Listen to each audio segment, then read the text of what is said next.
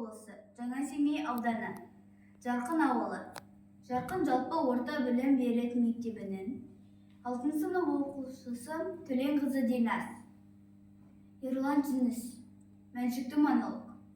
Мен мәншікпін, солдатымын майдан. Таныр мұсың, естіп бердің атымды. Ұзақ түгін аңдысты, қолағында асыруға тырыстым. Ақырында көзім тауып құлаттым. Дәл түбінен тегізіппен құлақтың. Бұл да менің қас жауымны біреу. Темір крес тағынға. Аңғардың ба, кімнің атқыш екенін? Жоқ, жата бер, қалсын кектестік. Өлген жауға жеріме жетеді. Сен не маған мәнсің?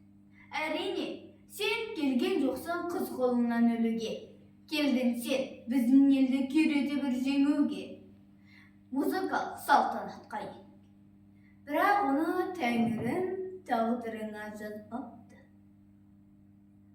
Неткен жұмсырт тына қапты барлығы. Сенбереттің күйген дауысы қарлығып. Тоқтағандай айғайлауға жарамай.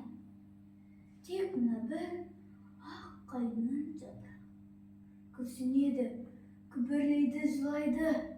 Әлде кімнен өмір бақыт сұрайды. Мама, күнім деген сенсің ғой. Әзер жетті-ау, әлсіреген даусың.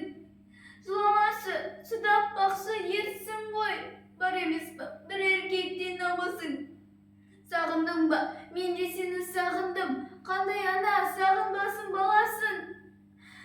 Мама, жүрегім жалғыз өзің ғанасың. Папам менің айыпталған жазықсыз. Біз жағадан соң жау семьясы атандық. Сақ болшы, мама, кетпесінші сындырып. Аяу білмес, жүрегім тас қадалды. Күт, маматай, жүрегімді сақташы. Мен де саған оралғанша асық